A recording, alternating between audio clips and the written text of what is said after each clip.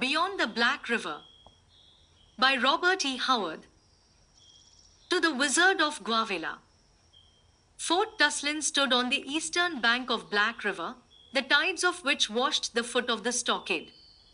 The latter was of logs, as were all the buildings within, including the donjon, to dignify it by that appellation, in which were the gunners' quarters, overlooking the stockade and the sullen river. Beyond that river lay a huge forest, which approached jungle-like density along the spongy shores.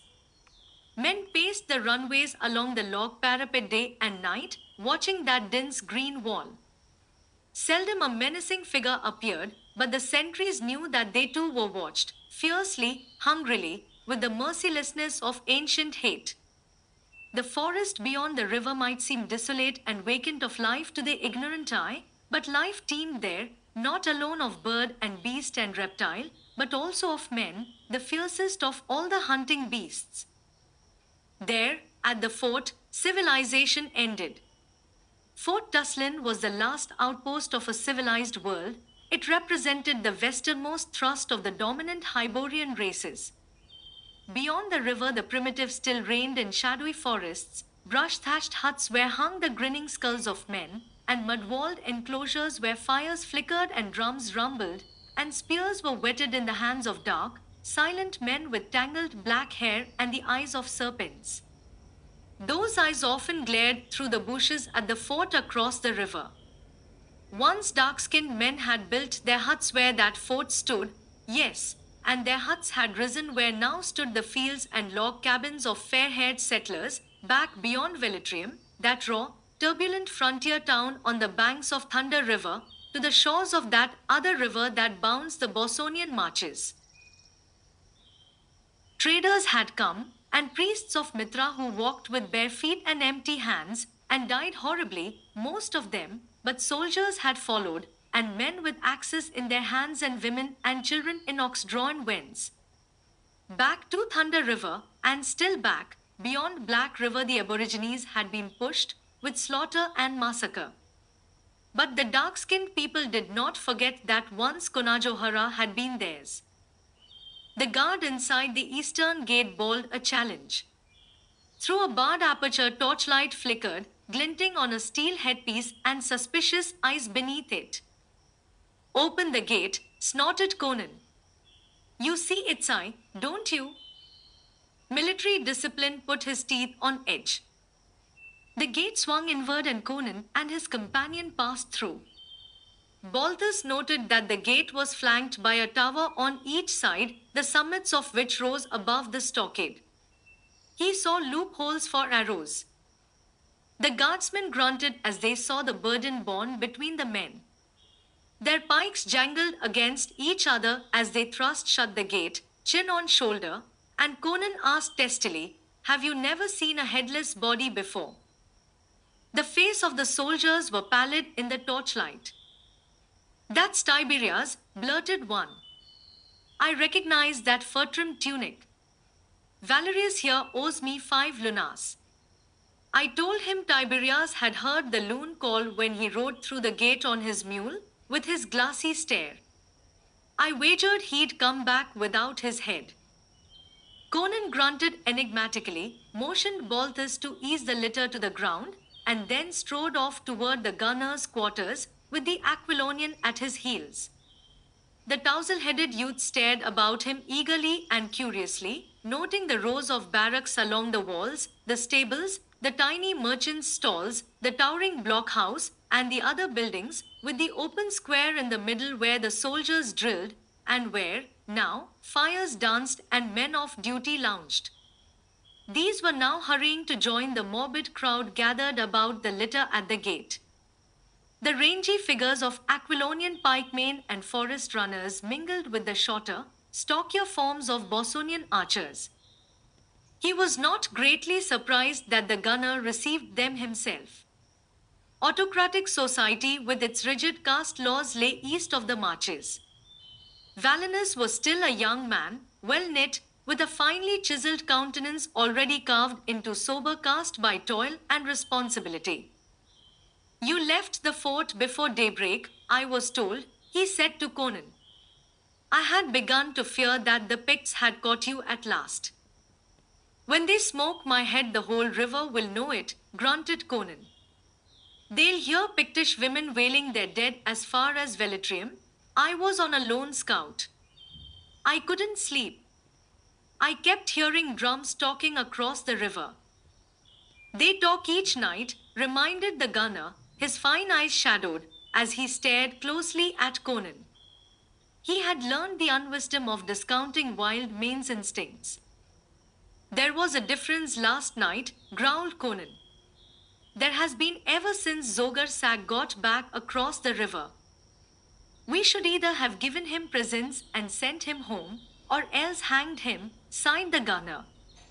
You advised that, but it's hard for you Hyborians to learn the ways of the outlands, said Conan. Well, it can't be helped now, but there'll be no peace on the border so long as Zogar lives and remembers the cell he sweated in. I was following a warrior who slipped over to put a few white notches on his bow. After I split his head, I fell in with this lad whose name is Balthus and who's come from the torrent to help hold the frontier. Valinus approvingly eyed the young man's frank countenance and strong-limbed frame. I am glad to welcome you, young sir. I wish more of your people would come. We need men used to forest life. Many of our soldiers and some of our settlers are from the eastern provinces and know nothing of woodcraft, or even of agricultural life. Not many of that breed this side of Velitrium, grunted Conan. That town's full of them, though. But listen, Valinus, we found Tiberius dead on the trail. And in a few words he related the grisly affair. Valinus paled. I did not know he had left the fort. He must have been mad. He was, answered Conan. Like the other four, each one, when his time came, went mad and rushed into the woods to meet his death like a hare running down the throat of a python. Something called to them from the deeps of the forest, something the men call a loon, for lack of a better name, but only the doomed ones could hear it. Zogar Sag has made a magic that Aquilonian civilization can't overcome. To this thrust Valinus made no reply. He wiped his brow with a shaky hand. Do the soldiers know of this? We left the body by the eastern gate. You should have concealed the fact, hidden the corpse somewhere in the woods. The soldiers are nervous enough already. They'd have found it out some way. If I'd hidden the body, it would have been returned to the fort as the corpse of Soractus was tied up outside the gate for the men to find in the morning. Valinus shuddered. Turning, he walked to a casement and stared silently out over the river, black and shiny under the glint of the stars. Beyond the river the jungle rose like an ebony wall. The distant screech of a panther broke the stillness. The night pressed in, blurring the sounds of the soldiers outside the blockhouse, dimming the fires. A whine whispered through the black branches, rippling the dusky water. On its wings came a low, rhythmic pulsing, sinister as the pad of a leopard's foot. After all, said Valinus, as if speaking his thoughts aloud, what do we know, what does anyone know, of the things that jungle may hide? We have dim rumors of great swamps and rivers, and a forest that stretches on and on over everlasting plains and hills to end at last on the shores of the Western Ocean.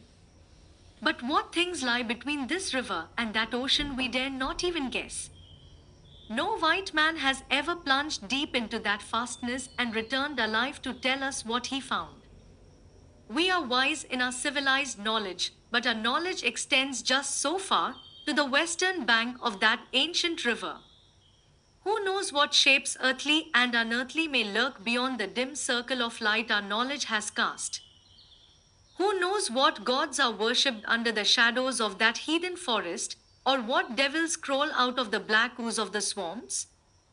Who can be sure that all the inhabitants of that black country are natural?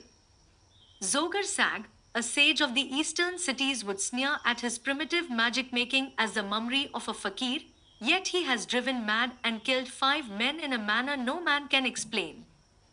I wonder if he himself is wholly human. If I can get within AX throwing distance of him, I'll settle that question, growled Conan, helping himself to the gunner's wine and pushing a glass toward Balthus, who took it hesitatingly, and with an uncertain glance toward Valinus. The gunner turned toward Conan and stared at him thoughtfully. The soldiers, who do not believe in ghosts or devils, he said, are almost in a panic of fear. You, who believe in ghosts, ghouls, goblins, and all manner of uncanny things, do not seem to fear any of the things in which you believe.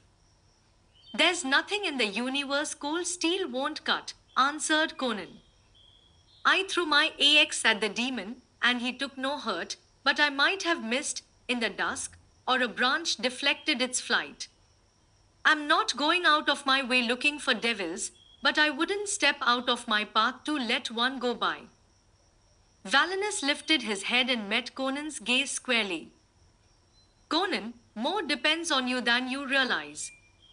You know the weakness of this province, a slender wedge thrust into the untamed wilderness. You know that the lives of all the people west of the marches depend on this fort. Were it to fall, red axes would be splintering the gates of Velitrium before a horseman could cross the marches. His Majesty, or His Majesty's advisers, have ignored my plea that more troops be sent to hold the frontier. They know nothing of border conditions and are averse to expending any more money in this direction. The fate of the frontier depends upon the men who now hold it. You know that most of the army which conquered Kanajohara has been withdrawn. You know the force left me is inadequate, especially since that devil Zogar Sag managed to poison our water supply, and 40 men died in one day. Many of the others are sick, or have been bitten by serpents or mauled by wild beasts which seem to swarm in increasing numbers in the vicinity of the fort. The soldiers believe Zogar's boast that he could summon the forest beasts to slay his enemies. I have 300 pikemen, 400 Bosonian archers, and perhaps 50 men who, like yourself, are skilled in woodcraft. They are worth 10 times their number of soldiers, but there are so few of them. Frankly, Conan, my situation is becoming precarious. The soldiers whisper of desertion, and they are low-spirited, believing Zogar Sag has loosed devils on us. They fear the black plague with which he threatened us, the terrible black death of the swamplands. When I see a sick soldier, I sweat with fear of seeing him turn black and shrivel and die before my eyes. Conan, if the plague is loosed upon us, the soldiers will desert in a body. The border will be left unguarded and nothing will check the sweep of the dark-skinned hordes to the very gates of Velitrium, maybe beyond. If we cannot hold the fort, how can they hold the town? Conan, Zogar Sag must die, if we are to hold Kanajohara. You have penetrated the unknown deeper than any other man in the fort, you know where Gwawela stands, and something of the forest trails across the river. Will you take a band of men tonight and endeavor to kill or capture him? Oh, I know it's mad. There isn't more than one chance in 1,000 that any of you will come back alive. But if we don't get him, it's death for us all. You can take as many men as you wish. 12 men are better for a job like that than a regiment, answered Conan. 500 men couldn't fight their way to Gwawela and back, but 12 might slip in and out again. Let me pick my men. I don't want any soldiers. Let me go, eagerly exclaimed Balthus. I've hunted deer all my life on the Tauren. All right. Valinus, we'll eat at the stall where the foresters gather, and I'll pick my men. We'll start within an hour, drop down the river in a boat to a point below the village and then steal upon it through the woods. If we live, we should be back by daybreak.